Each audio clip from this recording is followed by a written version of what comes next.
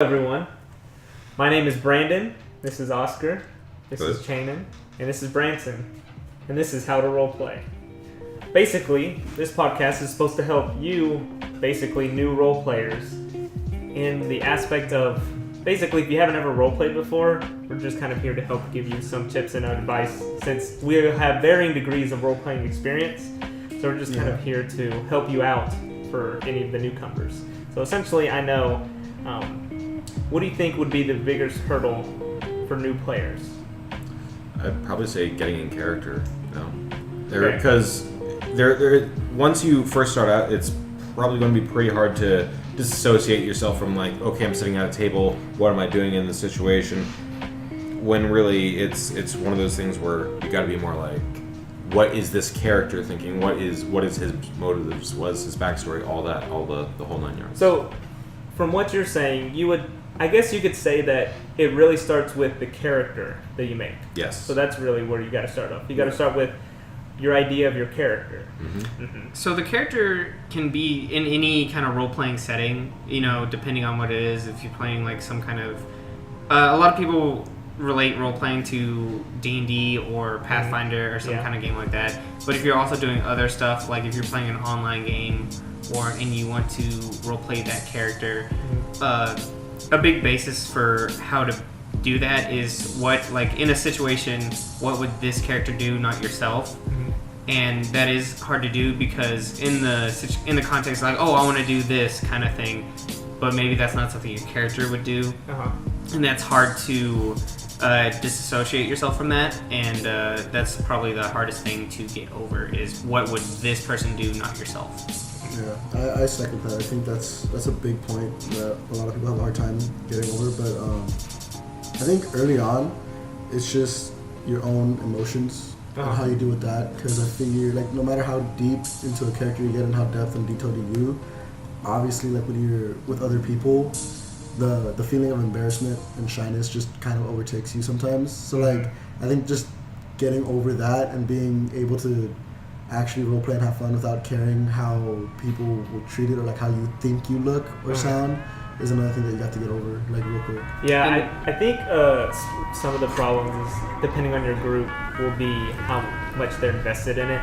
Yeah. I know not a lot of groups, especially that I've been with, have really roleplayed with voice and stuff like that. We kind of, I feel especially when we first started in high school, we basically role-played as ourselves. Yeah. So there isn't really much role-playing, but it's kind of hard to differentiate between yourself and your character. And I also feel sometimes if you play as yourself, there could be ways where you could personally be offended. Because if your character does something to their character, or if you in character badmouth their character, they might be personally offended because they think you're taking a shot at them as a person instead of them as a character. Well, that can also be different between if you're playing just a game with your friends or if you're playing with new people. Yeah. And that can always be something because, you're playing with your friends, you're definitely more relaxed and you're more easily able to play. So one of the tips I would give is definitely if you're going to, this is your first time trying to play a game that involves a role-playing part of it, an aspect, would be try to play with people or you're comfortable with hanging out with and that kind of thing. So that way, you don't feel as embarrassed if you want to try something. Because that is one of the main points is trying, if you want to try to pull out something that this character would do, either vocally or otherwise, it's definitely easier if it's with people because if you just don't know a person, you speak in a weird accent compared to what you introduce yourself. It can be pretty awkward. Yeah. So if this new person went to a local comic book shop and kind of joined a session, what advice would you give for them to kind of introducing themselves to this new group, saying that I'm a new person role playing, something to help them kind of transition into these people that they don't know? Well, definitely first introduce yourself as yourself. Yeah. Let them know, oh, hey. I am Xanathon. Yeah. Hey, I'm Branson. It's nice to meet you. I was wondering if I could play a session with you all, see how it works out. I'm very new to this kind of thing. So, and that's always easier if because there's different levels. If people are playing a role-playing game, in any game, but they're not role playing seriously, as in like they don't really put an effort into trying to role play very hard. Like they just casually maybe every once in a while do something. Or if you find a group that's very into it, like anytime they're talking to other characters, they're always in their character, like talking how their character would. Yeah, it's definitely makes it more easier, because then it's like, oh, you know, I've met all these people as me and they all seem really cool, but then when I'm playing the game, everyone's their character, so it's definitely easier to get into playing your character because everyone else is doing it. Yeah, like it's really hard to roleplay if you really want to try and get into it and you're with a group that doesn't really do that as well. And being like, let's say you're in a group of 5, right? Like one person role playing out of a total of 5 is never going to be fun, especially because like if you're having like one-on-one interactions and you're still in character, but you're not getting the responses back from their character, it's like, why am I trying to roleplay in the first place if no one's trying to go on board? So I feel like it's a weird kind of balance issue. Well, not really issue, just like something that has to be addressed when you first start. Like everyone has to at least put some forth effort, but obviously you're not going to expect everyone to go all out as if they're like part of some big production. So you just got to find that nice balance that everyone kind of feels comfortable with starting out, and then like grow and increase together as a group rather than like one person trying to leave everyone behind. Yeah, I think the easy way to avoid that would kind of establish a footing of how much each person role plays, stuff like that, because I feel like not a lot of people really use specific voices, especially not the stereotypical like English voice in fantasy settings. Sometimes it can be differentiated by the way they talk, which of course I feel like all this kind of really revolves with how you create your character, which is what I kind of want to circle back to. So really regarding to with role-playing and maybe some mechanics in whatever system that they're using, what would you think would be an easy way for a new person to kind of like pick a character that would be kind of easy to role-play, to kind of help them, give them that first experience, kind of like a beginner's? So I know there's, again, a lot of people relate role-playing to D&D and that, but there's also other forms of role-playing games or board games and such. Like there's a Star Wars version where you would, like, where it involves a class, a race, you pick characters and you do all that things. And something that could be easier is creating a character that's from something else that you've seen, like a character from a show, or like, okay, I'm making this character based off of this, and like based off this character from a TV show that I really like, or a video game, and trying to make that as closely as possible. So like, let's say you wanted to play a character that's Han Solo, you would essentially make that character in Han Solo as Han Solo in that Star Wars game. And it's like, well, how do I play this character? Well, it's like, well, have you seen the Star Wars movies? It's like you just try to act like Han Solo would act, or in any other setting that you're doing, as in if you're playing like World of Warcraft and you're doing the role play setting, like, oh, I'm a samurai, or it's like try to act like a samurai. Filling in a archetype would do very well for your first time. Just if you know something, just try to emulate it. You don't have to make something your own creation for your first time. So what archetypes do you think are kind of the easiest for someone to like really make a character kind of based off?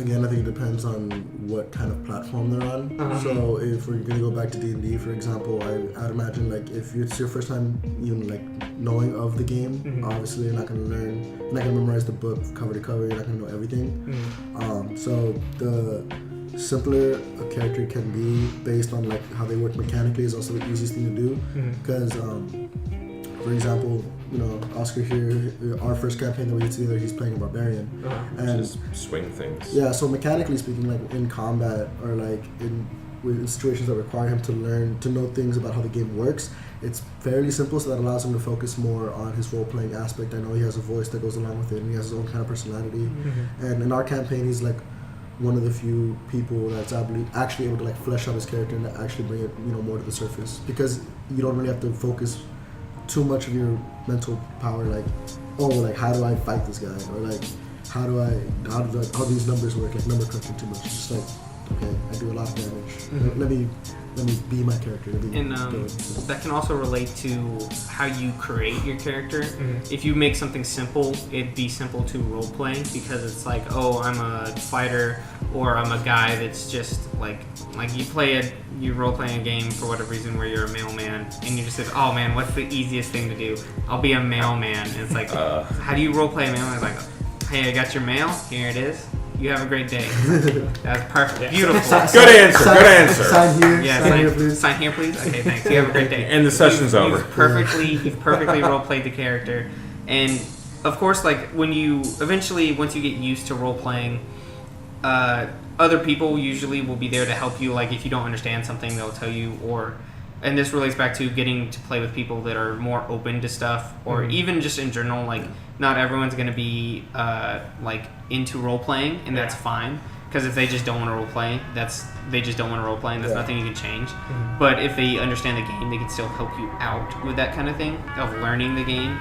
And when you get used to the game, or if it's not a game, it's just something in general.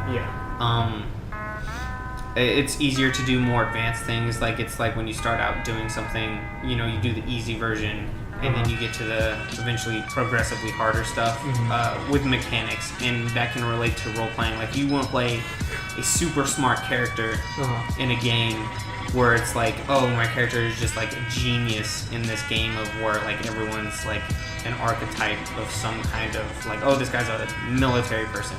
Well, my character is a scientist. Well, it's like, oh, well, that's definitely going to be harder because you have to understand. Maybe you want to role play out using science somehow, and that can be definitely harder than compared to knowing someone that just hits stuff. Although you could just make up sciencey stuff as well. You could, and of course, someone that questions you is, I'm a scientist, I know more, and that comes down to actually role playing it out in comparison. Yeah. So with stuff like that, you don't have to worry about specifically knowing all your stuff. I mean. Right.